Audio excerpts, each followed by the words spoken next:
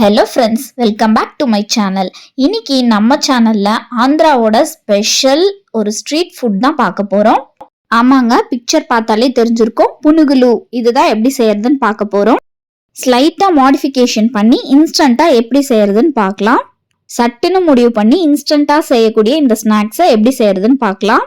ஒரு மிக்சிங் பவுல்ல 3 கரண்டி அளவுக்கு தோசை மாவு எடுத்திருக்கேன். நார்மலா இட்லி தோசைக்கு அரைக்கக்கூடிய மாவு தான். இதை 3 கரண்டி எடுத்திருக்கேன். ஒரு 1/4 டீஸ்பூன் அளவு பேக்கிங் சோடா, 1 டேபிள் ஸ்பூன் ஜீரகம், உப்பு தேவையான அளவு சேர்த்துக்கோங்க. நீங்க ஆல்ரெடி தோசை மாவுல சேர்த்திருந்தா உப்பு சேர்க்க தேவையில்ல. ஒரு மீடியம் சைஸ் வெங்காயம் பொடி பொடியா கட் பண்ணி சேர்த்துக்கோங்க. இந்த இடத்துல அங்க 3 டேபிள் ஸ்பூன் மைதா சேர்த்திருப்பாங்க. நான் 3 டேபிள் ஸ்பூன் ரவை சேர்த்திருக்கேன்.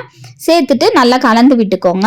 நீங்க விருப்பப்பட்டீங்கன்னா ரவைக்கு பதில் மைதாவையே ஆட் பண்ணிக்கலாம். இது நல்லா கலந்து விட்டதுக்கு அப்புறம் இதுல 1 டேபிள் ஸ்பூன் அளவு அரிசி மாவு சேர்த்துக்கோங்க. இதையும் சேர்த்து நல்லா கலந்து விட்டதுக்கு அப்புறம் அப்படியே எண்ணெயில பொரிச்சு எடுக்க வேண்டியதுதான். நம்ம இதுல தேவைன்னா கருவேப்பிலை, கொத்தமல்லி, பச்சை மிளகாலாம் சேர்த்துக்கலாம். பட் அந்த ஸ்ட்ரீட் ஃபுட்ல எதையுமே சேர்க்க மாட்டாங்க. நான் பச்சை மிளகா மட்டும் காரத்துக்காண்டி சேர்த்திருக்கேன். சேர்த்துட்டு நல்லா கலந்து விட்டதுக்கு அப்புறம் நம்ம எண்ணெயில போடும் போது அந்த கன்சிஸ்டன்சி குட்டி குட்டியா போண்டா போடுற மாதிரி வருதான்னு பார்த்துக்கோங்க. இந்த மாதிரி கையில கொஞ்சம் கொஞ்சமா எடுத்து தள்ளி தள்ளி போட்டு எடுத்துக்கோங்க. ஃப்ரை பண்ணும்போது மீடியமான ஃப்ளேம்ல வச்சுக்கோங்க. ஹை ஃப்ளேம்ல வச்சோன்னா மேலே மட்டும் நல்லா கலர் ஆகி உள்ள வேகாம இருக்கும். மீடியமான ஃப்ளேம்ல வச்சு நல்லா ஃப்ரை பண்ணி எடுத்தீங்கன்னா நல்லா இருக்கும்.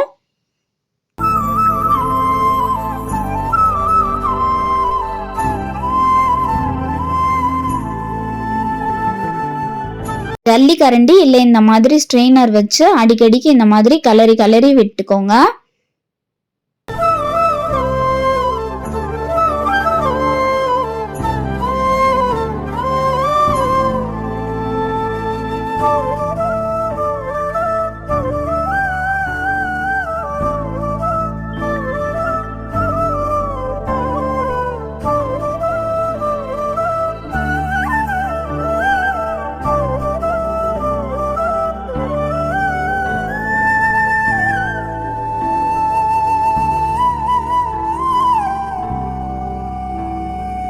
நல்லா இந்த அளவுக்கு செவந்ததும் நம்ம பிளேட்ல பரிமாறிட வேண்டியதுதான்.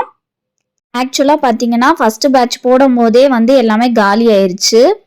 இந்த மாதிரி ஒவ்வொரு பேட்சா பொரிச்சு எடுத்துடலாம். நம்ம கலந்த மாவுக்கு இந்த மாதிரி 3ல இருந்து 4 பேட்ச் கிட்ட வரும்.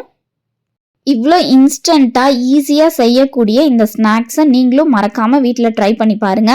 இந்த ஸ்நாக்ஸுக்கு அங்க தக்காளி சட்னியோட வச்சு சர்வ் பண்ணுவாங்க. நான் இன்னைக்கு தேங்காய் சட்னியோட தான் வச்சு சர்வ் பண்ணியிருந்தேன். என்னதான் மைதாக்கு பதில் ஆல்ட்ரேஷனுக்கு ரவா சேர்த்திருந்தாலும் மேலே அவ்வளோ கிறிஸ்பியா உள்ள நல்லா சாஃப்டா நல்லா இருந்தது. இந்த விஜயவாடா ஸ்ட்ரீட் ஃபுட் இனி நீங்களும் உங்க வீட்டில் ட்ரை பண்ணி பார்த்துட்டு எப்படி இருந்துச்சுன்னு கமெண்ட் செக்ஷன்ல கமெண்ட் பண்ணுங்க. யூஸ்ஃபுல்லான வீடியோ பார்க்க நம்ம வீடியோவை லைக் பண்ண மறந்துடாதீங்க. கமெண்ட் பண்ணுங்க, ஷேர் பண்ணுங்க, மறக்காம சேனலை சப்ஸ்கிரைப் பண்ணுங்க, பெல் ஐக்கான் கிளிக் பண்ண மறந்துடாதீங்க. தேங்க்யூ.